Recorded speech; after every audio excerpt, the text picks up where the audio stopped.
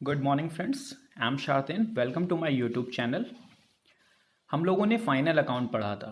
Final account जिसमें हम लोग ट्रेडिंग अकाउंट, फिर पीएल अकाउंट, फिर बैलेंस शीट बनाते हैं और उससे फाइनेंशियल पोजीशन ऑफ बिजनेस पता करते हैं। ठीक है। कई बार ऐसा होता है कि हम क्या करते हैं, हम जो पूरे साल जो एंट्री करते हैं जिससे हम अपना ट्रायल बैलेंस बनाते हैं, जिसको बेस लेकर के हम फाइनल अकाउंट बनाते हैं, उसमें कुछ एंट्रियाँ छूट जाती हैं। कुछ ऐसी चीज़ें होती हैं जो कि हम भूल जाते हैं उसके अंदर उनको करने के लिए।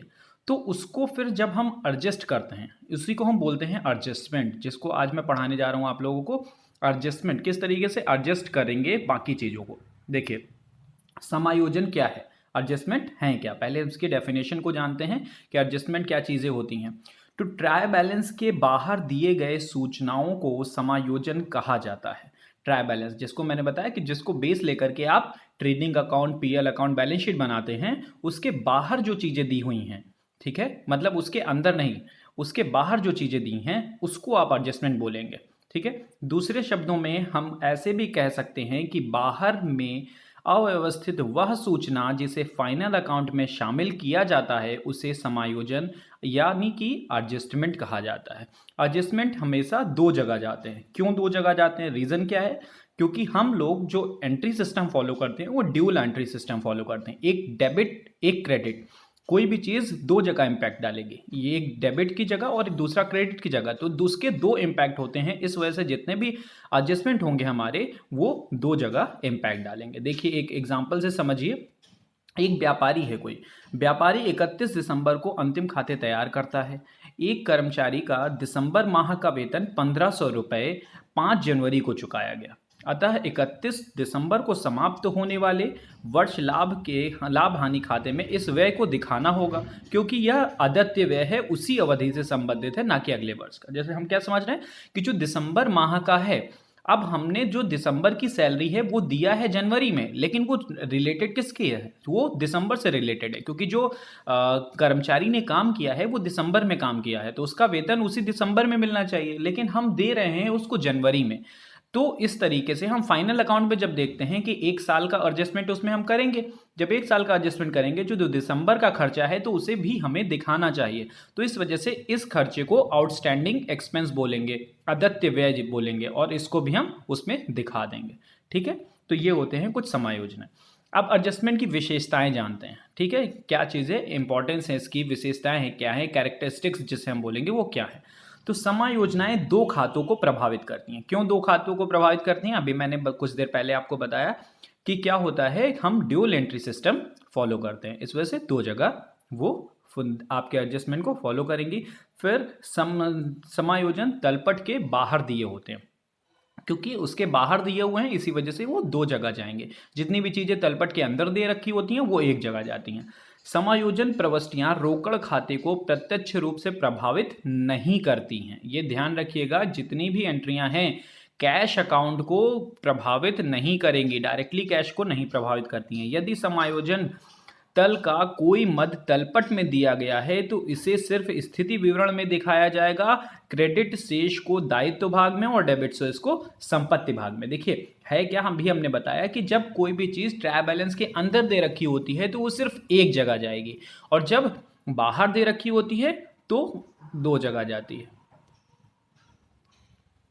ठीक है। अब एडजस्टमेंट की आवश्यकताएं क्या क्या है, क्यों आखिर बनाया जाता है, ऑब्जेक्टिव्स क्यों हैं, जो हमारे एडजस्टमेंट हैं उनके ऑब्जेक्टिव्स क्या हैं। तो सबसे पहले हम देखते हैं कि जो हमारा ऑब्जेक्टिव है लाभ हानि का पता लगाना हमारा, इससे हमें क्या पता चलेगा कि फाइनेंशियल पोजीशन क्या है, लाभ हानि, तो उससे हमें पता चलेगा। व्यवसाय का सही आर्थिक स्थिति का पता लगाना, जो एक्चुअल पोजीशन है व्यवसाय की उसका पता लगाना।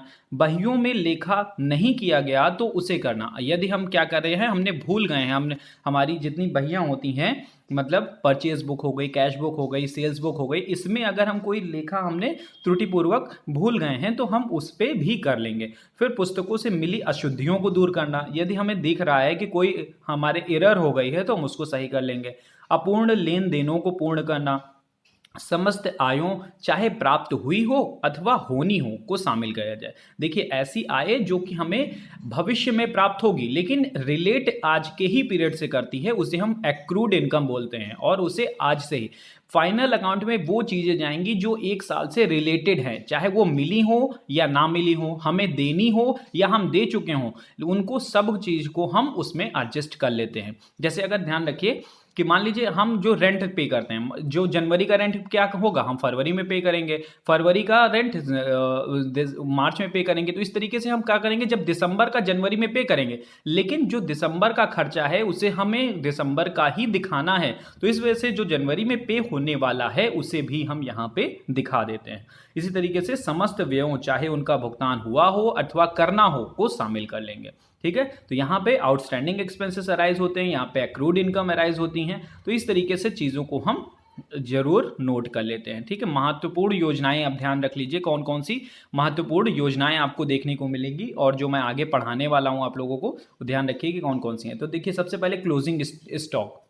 हर मोस्टली सभी क्वेश्चन में आपको ये एडजस्टमेंट करना ही करना होता है, क्लोजिंग स्टॉक का।